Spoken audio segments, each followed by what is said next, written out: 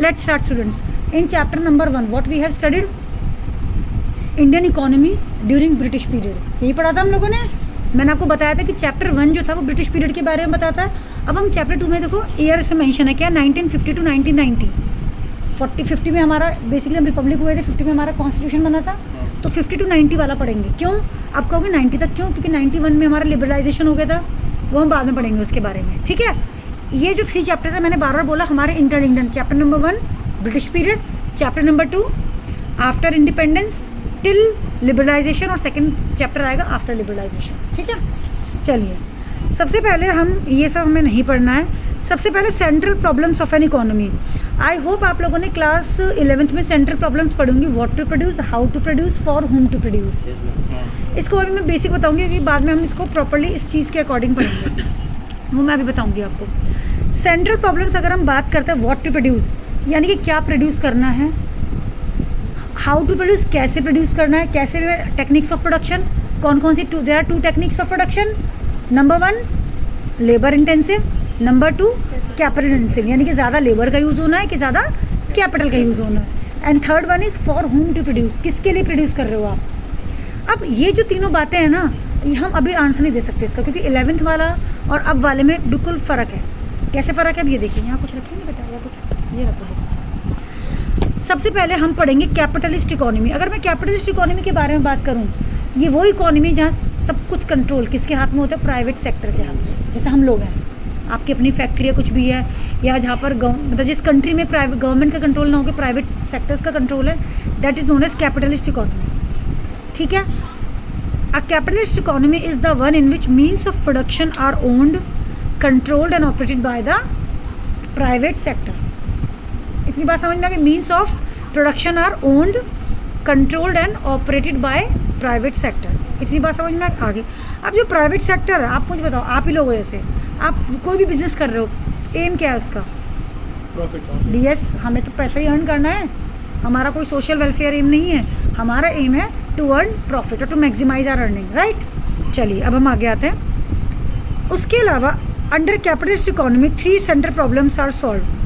What to produce, how to produce, for whom to produce. उसके अलावा देखो एक बात और ऊपर आई है कि इसमें जो डिसीजन मेकिंग होती है कैपिटलिस्ट इकोनॉमी में, जो भी डिसीजन मेकिंग है, what to produce, how to produce, for whom to produce, वो किसके अकॉर्डिंग होती है, market forces of demand and supply के अकॉर्डिंग. अब ये क्या होता है market forces of demand and supply. Pause यहाँ से होगा ना बेटा.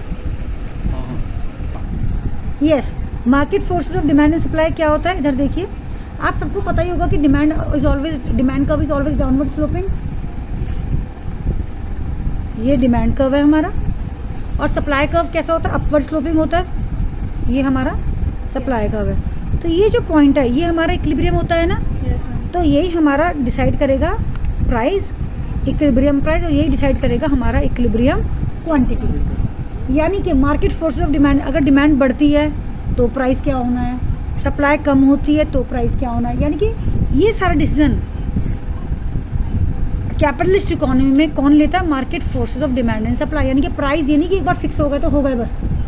हम मार्केट में देखते हैं ना, कोई चीज़ की डिमांड बहुत बढ़ रही है, उसके प्राइस बढ़ जाते हैं, और किसी चीज़ की डिमांड ही नहीं है मार्केट में तो उसके प्राइस कम हो जाते हैं. पड़ी रही है वो, सेल ही नहीं हो रहा, बेचारे लोग सेल पे भी लगाए तब भी नहीं बिक रहा. होता है ऐसा. बस अब मैं आपको बताऊँगी वो चीज़. Capitalist economy, what to produce. Under this system only those goods are produce that can be sold profitably, चाहे वो डोमेस्टिक मार्केट में चाहे वो अब्रॉड, कहीं पर भी. समझ में आया. वो गुड्स जो कि हमें प्रॉफिट अर्न करें, और कहाँ सेल करना है, चाहे अपनी कंट्री के अंदर चाहे अपनी कंट्री के बाहर. ठीक है. How to produce. अब जो भी सस्ता पड़ेगा, चाहे वो लेबर इंटेंसिव चाहे वो कैपिटल इंटेंसिव. जैसे हमारी कंट्री है इंडिया, हमारी कंट्री में mostly labour intensive technique use की जाती है. क्यों? Due to abundant of population इतनी ज़्यादा है कि काम करने वाले हमें बहुत चीप रेट्स पे मिल जाते हैं, राइट. और अगर हमें टेक्नोलॉजी सस्ती मिल रही है तो वो और भी बढ़िया है, क्योंकि मशीनरी पे चीज़ें जल्दी प्रोड्यूस होंगी, ज़्यादा प्रोड्यूस होगी, सस्ती प्रोड्यूस होंगी. मेरी बात समझ में आ गई. तो बेसिकली हाउ टू प्रोड्यूस में हमें कौन सा मेथड यूज़ करना है जिससे हमारी कॉस्ट ऑफ प्रोडक्शन रिड्यूस हो जाए. क्या रिड्यूस हो जाए? क्योंकि जितनी कॉस्ट ऑफ प्रोडक्शन रिड्यूस होगी उतना प्रॉफिट मार्जिन राइज होगा, है ना. कॉस्ट ऑफ प्रोडक्शन, खर्चा जितना कम होगा उतना तो प्रॉफिट बढ़ेगा. Am I clear to everyone? चलो, फॉर हुम टू प्रोड्यूस. अब ये जो हम लोग हैं, मतलब हम सबको बोल रही हूँ, हम लोग कैपिटलिस्ट इकोनॉमी तो हैं. हम जो भी प्रोड्यूस कर रहे हैं, क्या हम लोगों की नीड्स के अकॉर्डिंग प्रोड्यूस करते हैं? हम किसके अकॉर्डिंग प्रोड्यूस कर रहे हैं? उनकी परचेजिंग पावर के अकॉर्डिंग। यानी कि हमें कोई मतलब नहीं है उनकी इनकम क्या है, उनकी पावर क्या है, हमारा एम क्या है कि भाई हमें तो पैसा कमाना है। हमें क्या कमाना है? पैसा। तो देखो, in a capitalist economy goods produced are distributed among people not on the basis of their needs but on the basis of their income और their purchasing power. This means that a sick person will be able to get medicine only when he can afford, otherwise no. आजकल तो यही है ना हिसाब किताब, अगर कोई मेडिसिन के पैसे अफोर्ड नहीं कर पाता तो उसे मेडिसिन मिलेगी भी नहीं। तो यानी कि यहाँ पर affordability is more important than need. समझ में आया? यहाँ पर किसी की नीड फुलफिल करना एम नहीं है प्रोड्यूसर का। क्या एम है? प्रॉफिट अर्न करना, यानी कि दूसरे की परचेजिंग पावर को देखना। इसलिए आपने देखा होगा, मैं आपको जनरल एक बात बताती हूँ कि कोई भी चीज़ प्रोड्यूस होती है, हर तरह की प्रोड्यूस होती है। यानी कि अगर मैं आपको बात करती हूँ मोबाइल फ़ोन, सैमसंग के उठाते हैं, चलो सैमसंग का फ़ोन है, वो कहीं मतलब लाखों से लेकर लाख का भी है, हज़ारों का भी है, 5, 10, 7, 10 हज़ार का भी है ना। यानी कि हर लोगों की इनकम में एडजस्ट होने वाला है, क्योंकि सबकी इनकम अलग अलग है। किसी के लिए 10,000 का भी महंगा है और किसी के लिए लाख रुपए का भी महंगा फ़ोन नहीं है। समझ में आ गया? इसलिए एक ही ब्रांड अपने जो प्रोडक्ट्स लॉन्च करती है वो मल्टीपल रेंज के प्रोडक्ट लॉन्च करती है। क्योंकि अभी हम आगे पढ़ेंगे, क्योंकि फॉर होम टू प्रोड्यूस के बारे में जब हम बात करते हैं ना, फॉर होम टू प्रोड्यूस, अगर आपको याद हो अपने क्लास 11th में क्या पढ़ा था कि ये हमारी पॉपुलेशन को 2 पार्ट्स में डिवाइड करता है, रिच और पुअर। याद आ रहा है कुछ? Now an economy has to decide whether they are producing more for rich और लेस फॉर पुअर, और more for poor less for rich. यानी कि ज़्यादा किसके लिए प्रोड्यूस करना चाहते हैं वो?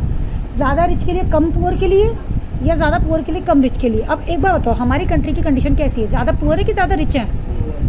तो इसलिए हमारी कंट्री में आप देखते हो, जैसे हम LED लेने गए तो जो एकदम बढ़िया वाली बड़ी LED वो आपको हार्डली मिलेगी शोरूम में, जो सबसे महंगी वाली होगी। वो क्या कहेंगे? गोडाउन में रखिए, मंगवा देंगे। ऐसा होता है क्यों? क्योंकि उन्हें पता है लोग आसानी से खरीद ले वाले हैं नहीं। हाँ, ऐसी वाली LED है 72 इंच 55 इंच, अब तो लोग खूब लेते हैं, तो उसमें कोई वो तुम्हें खूब मिल जाएंगी। समझ में आ गई मेरी बात? तो I hope this much is clear to everyone, what to produce, how to produce, for whom to produce. Capitalist economy, socialist economy, नाम से पता चल रहा है। जैसे कैपिटलिस्ट तो प्राइवेट था, सोशलिस्ट में सब कुछ किसके कंट्रोल में है? गवर्नमेंट। जैसे अब यह पब्लिक सेक्टर बोल सकते हो। जैसे अभी हमने यहाँ पढ़ा था ना, it is the one in which means of production are owned, controlled and operated by private sector. सब कुछ सेम रहेगा, बस क्या आएगा? बाय पब्लिक सेक्टर और government. Where means of production are owned, operated and controlled by public sector और government. ठीक है, चलो जी, ये भी बात सही है। और अब इसमें कैसे होगी प्रॉब्लम सॉल्व? ये देखो, व्हाट टू प्रोड्यूस, यहाँ पर गवर्नमेंट डिसाइड करेगी क्या प्रोड्यूस करना है, किस चीज़ के अकॉर्डिंग? लोगों की नीड्स के अकॉर्डिंग। क्योंकि गवर्नमेंट का एम क्या होता है? टू फुलफिल बेसिक नीड्स या नीड्स ऑफ द पीपल। यही होता है ना, तभी तो राशन शॉप खुलती है, तभी तो गवर्नमेंट स्कूल है, गवर्नमेंट हॉस्पिटल्स है। मेरी बात समझ में आ गई? उनका एम क्या है? To fulfil the needs of the people, right. Then how to produce, वो भी गवर्नमेंट डिसाइड करेगी। अब गवर्नमेंट, क्योंकि देखो, अब मैं ये नहीं आपसे बोल सकती कि गवर्नमेंट सिर्फ कैपिटल इंटेंसिव यूज़ करेगी या लेबर इंटेंसिव, क्योंकि गवर्नमेंट का एम है एम्प्लॉयमेंट भी जनरेट करना है, तो लेबर इंटेंसिव भी कर सकती है। और सपोज़ अगर गवर्नमेंट को मशीन ऐसे मिल रही है कि जिसमें मशीन है वो ज़्यादा लोगों को काम दे सकती है, तो वो कैपिटल इंटेंसिव भी यूज़ करती है, यानी कि गवर्नमेंट का डिसीजन है। नेक्स्ट है फॉर होम टू प्रोड्यूस। अब यहाँ पर वो लोगों की परचेजिंग पावर के अकॉर्डिंग प्रोड्यूस नहीं कर रहे हैं, बल्कि किसके अकॉर्डिंग प्रोड्यूस कर रहे हैं? लोगों की नीड के अकॉर्डिंग, राइट।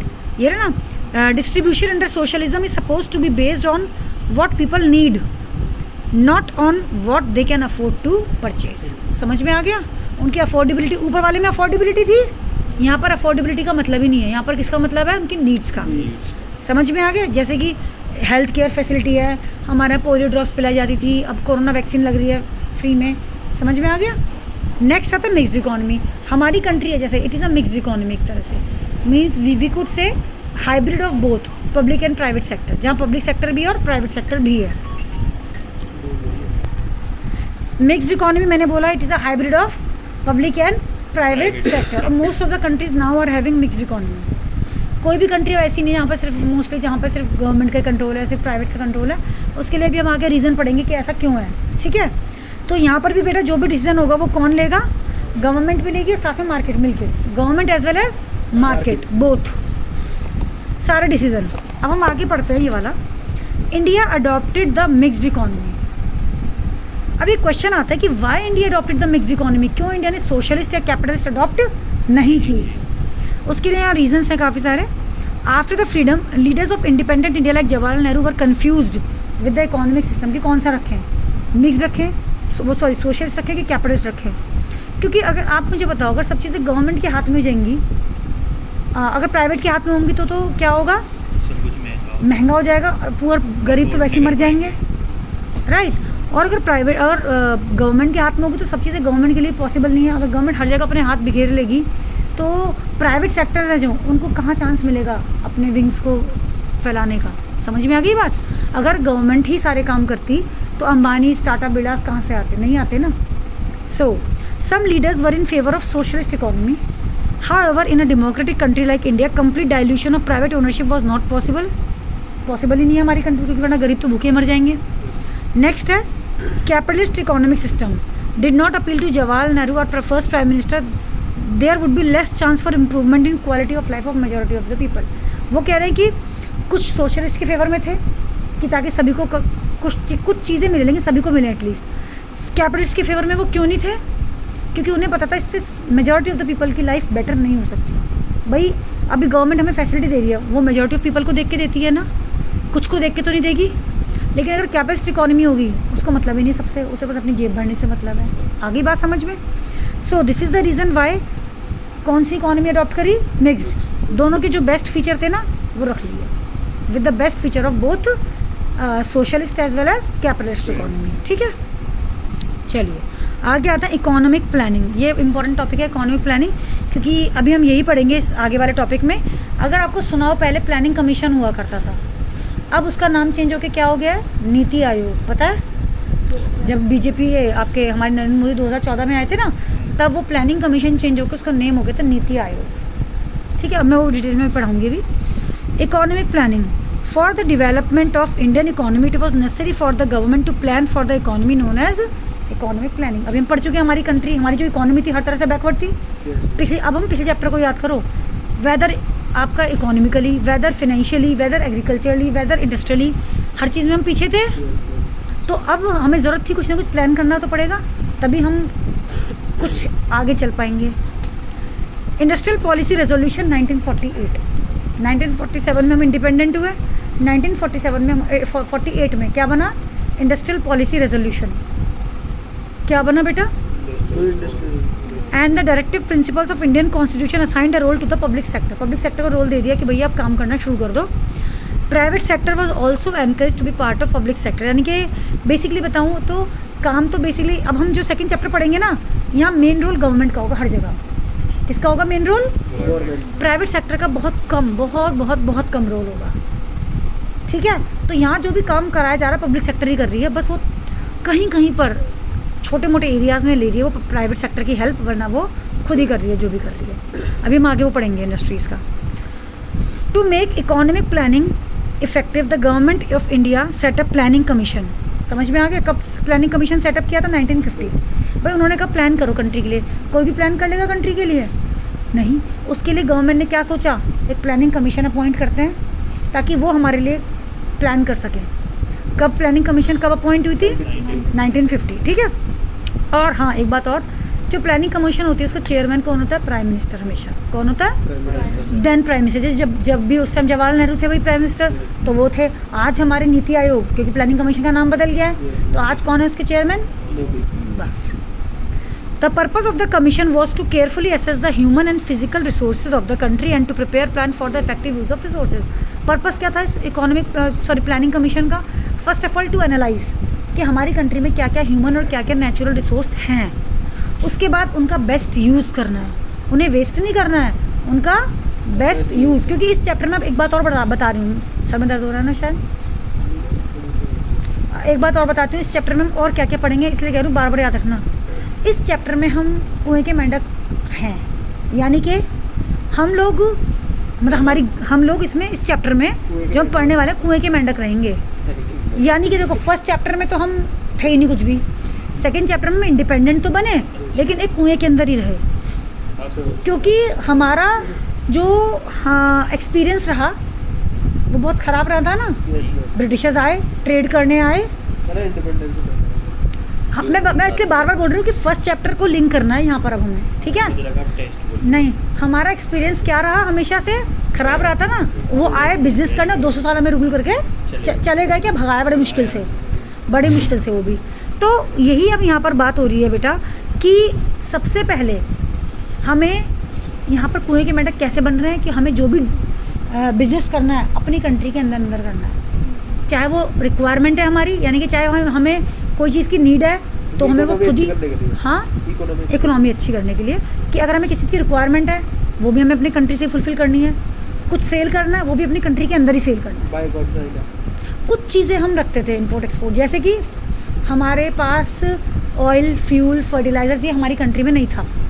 जब ऑयल का प्रोडक्शन उतना है ही नहीं हमारे यहाँ पर, तो फिर वो चीज़ें हम इंपोर्ट कर, बस वो चीज़ें मतलब इंपोर्ट करते थे जो चीज़ हमारे, हाँ, जो चीज़ हमारे पास बिल्कुल नहीं है। अदरवाइज़ कोशिश यही होती थी कि खुद से ही करेंगे। समझ में आ गया? इस पॉलिसी को जो बोलते हैं वो मैं बाद में बताऊँगी, अभी बताऊँगी तो आप कन्फ्यूज़ हो जाओगे। सो इतनी बात समझ में आ गई। प्लानिंग कमीशन क्यों सेटअप हुई? पहले एनालाइज करना है उनको कि ह्यूमन और फिजिकल रिसोर्स कितने हैं हमारे पास, फिर उनको इफेक्टिव यूज़ करना है। ठीक है, मैं देख रही थी, आवाज़ नहीं आ रही थी ट्रेनिंग की। हाँ जी, नेक्स्ट है the planning commission fix the planning period at 5 years। जो प्लानिंग कमीशन बनती है ना, ये 5 साल के लिए बनती है। अब ऐसा क्यों, पता ही होगा आप सबको, गवर्नमेंट 5 साल के लिए आती है, तो वो तभी बना प्लानिंग कमीशन हर बार, जैसे नीति आयोग है अब, तो 5 साल के लिए। हाँ, जो गवर्नमेंट आएगी भाई, गवर्नमेंट पॉलिसी बनाएगी अपने हिसाब से, रन करेगी, बजट आता है क्योंकि उनके अकॉर्डिंग ही इस करके, हाँ, पूरी कंट्री का। और अब इसको जो प्लानिंग कमीशन है बेटा 5 year के लिए बनाते हैं, इसी को बोलते हैं 5 year प्लान। 5 year प्लान तो सुन चुके हो आप कई बार, यही इसे कोई बोलते हैं 5 year प्लान। इतना सबको क्लियर हो गया?